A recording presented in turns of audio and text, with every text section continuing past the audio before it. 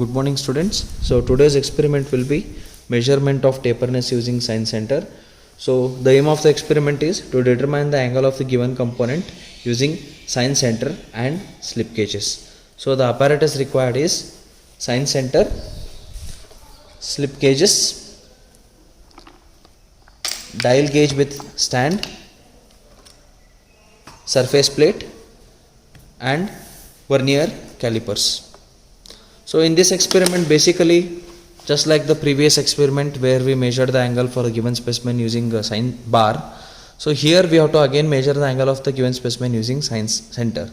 So in the previous experiment you measured the angle, and for comparison purpose you can either measure the angle of that given specimen using bevel protractor, or theoretically you can calculate the angle and then you can have a comparison between the theoretical value and the actual value.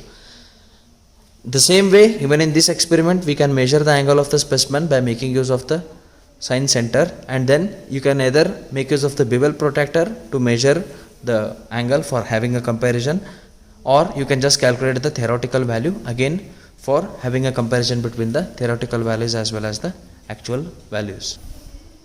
Okay, so the procedure of the experiment is as follows. So first of all, you need to fix the given component between the center of the science center. Okay, next you need to mount the dial gauge for making the readings at the smaller end of the specimen. Now we are going to be moving this dial gauge from the smaller end of the specimen to the lower end of the specimen.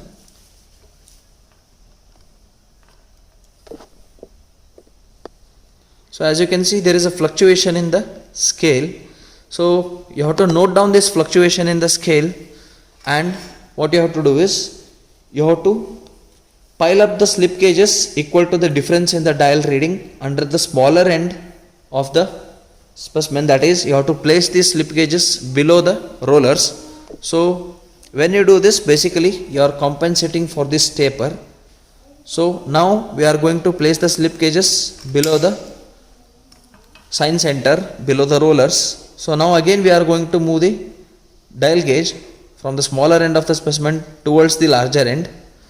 So when we move this, so there should not be any fluctuation in the dial gauge. So as you can see, there is again a certain fluctuation in the dial gauge, so which indicates that there is a difference in the height which we have mounted. So what we have to do? We have to continue this experiment while noting down the dial gauge readings and appropriately piling up the slip gauges equal to the difference between the dial gauge readings. So till we see that there is not much fluctuation in the dial gauge. So ideally speaking, your surface plates needs to be horizontal.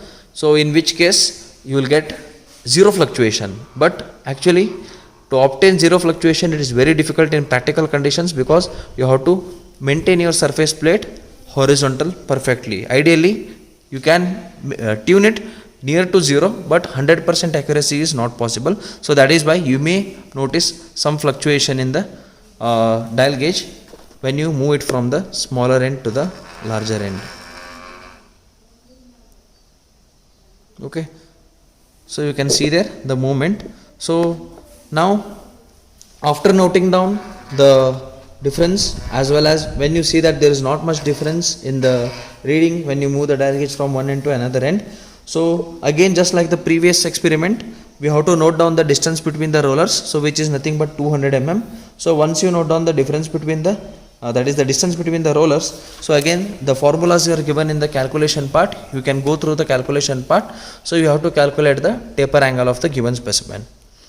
So after doing this, so you have calculated the practical value of the specimen's taperness. So once that is done, to have a comparison, as I told previously, you can make use of bevel protractor to measure the angle of the specimen again.